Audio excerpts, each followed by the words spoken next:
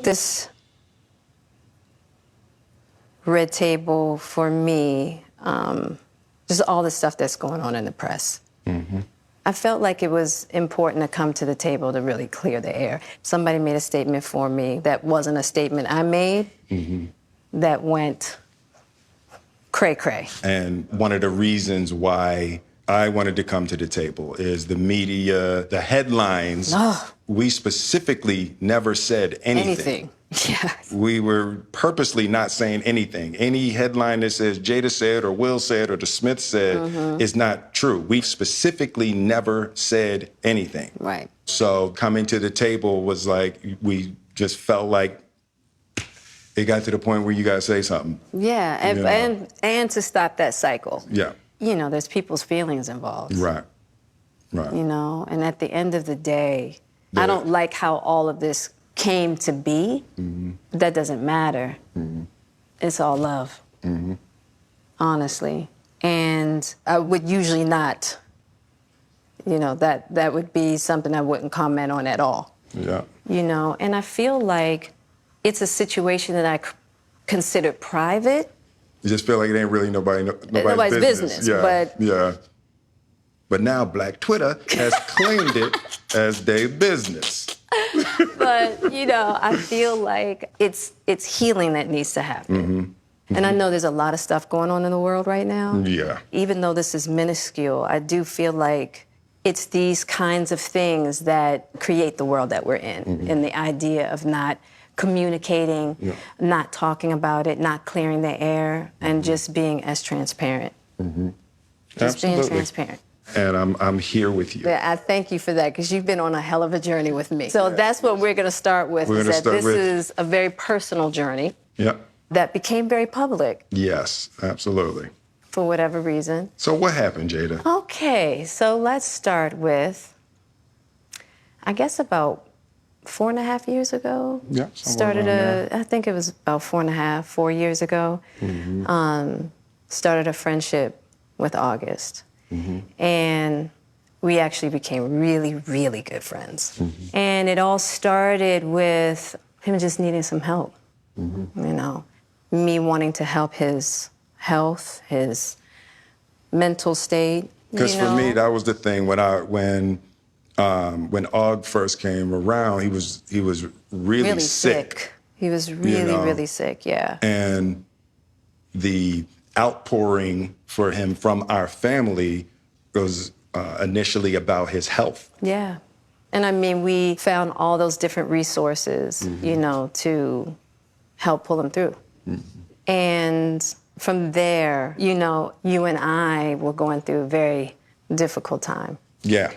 And we decided... I was done with your ass. Yeah, you kicked me to the curb. I was done with you. Yeah.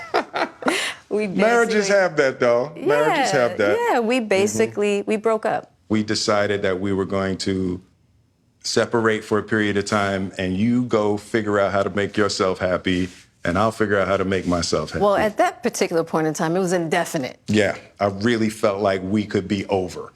You know? We were over. And then what did you do, Jada? Well, you know, I think from there, you know, as time went on, I got into a different kind of entanglement with August. And one thing I want to get clear about and clean up, one of the things that was kind of swirling in the press about you giving permission, which is, you know, the only person that can give permission in that particular circumstance is myself. Yes, exactly. Yeah. But what August was probably trying to communicate, because I could actually see how he would perceive it as permission, because we were separated amicably.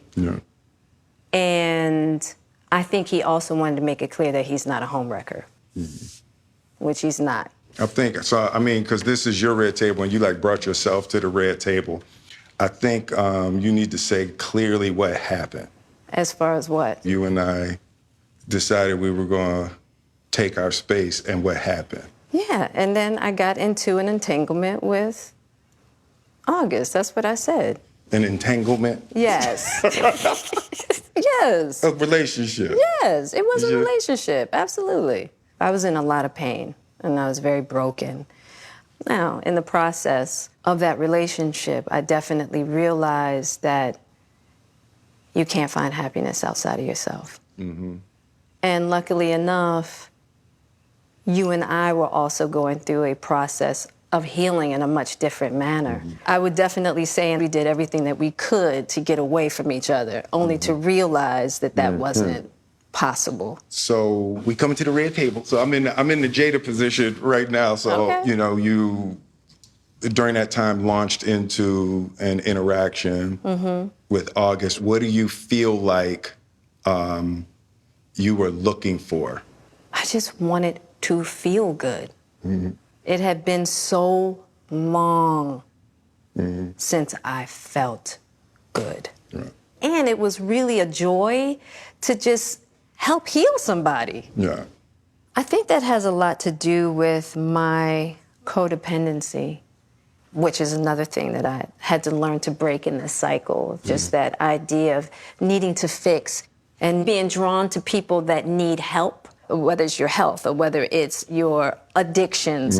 There's something about that childhood trauma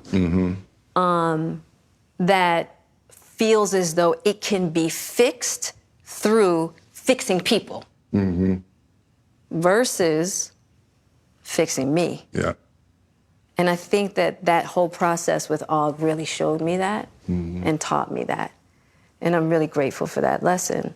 I feel like that husband, like I'm with you at the press conference. I'm that husband.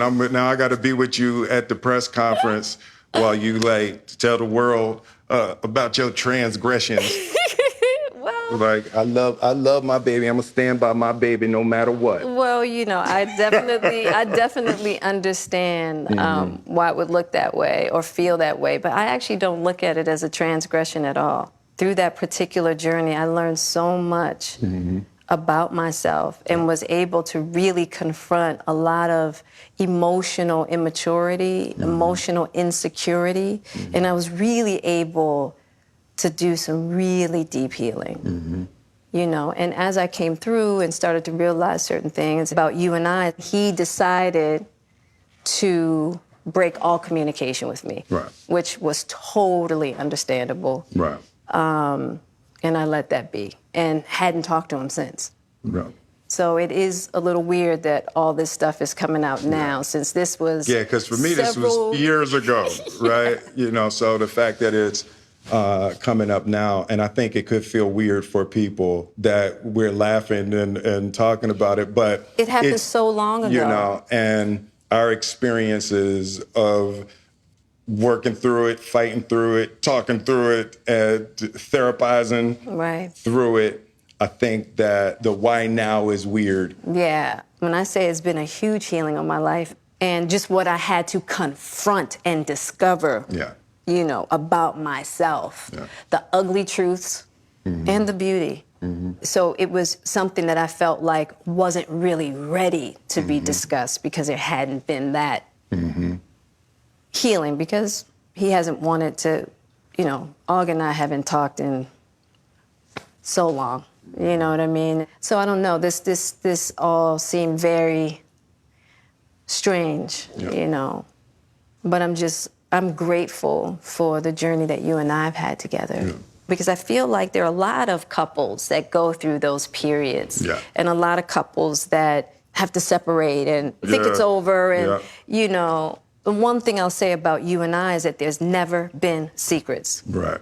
We came together young, and we were both broken in our own ways, and to be able to make mistakes without the fear of losing your family is so critical. Yeah. It's the idea of any relationship and trying to get to deeper understanding of love is going to be forged in fire. Yeah.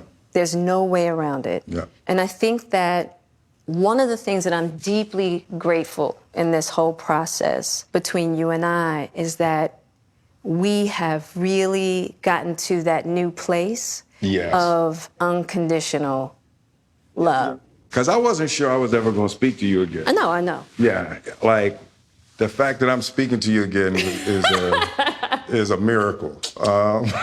I would agree. I would agree. No, but it ain't for the weak at heart. There's just certain things that you have to go through, and it's like... And I wish, I wish that wasn't the case. I do. I wish that wasn't the case. I sure wish it could be all magic and miracles. Yeah. You got to go through some to get the answers. And I'm just happy because I definitely believe that you and we never, ever, ever thought that we would make it back. There's a real power in just knowing somebody's riding with you no matter what. Yeah. And you really can't know that until you go through some stuff, I don't want to go through this no more. Yeah, no, I don't either. Yeah. I'm going to get you back first, and then... You're going to get me back. I think you've got me back. I think we're good on that, okay? Okay, that's probably true. But, and I don't think it's about getting anybody back. No, for me it is. Okay. I'll give you that petty if that's what you want. But, I will definitely say it's just part of it. Yeah. If you expect to be with somebody for a lifetime. 25 years and counting. We ride together. We die together. Bad marriage for life.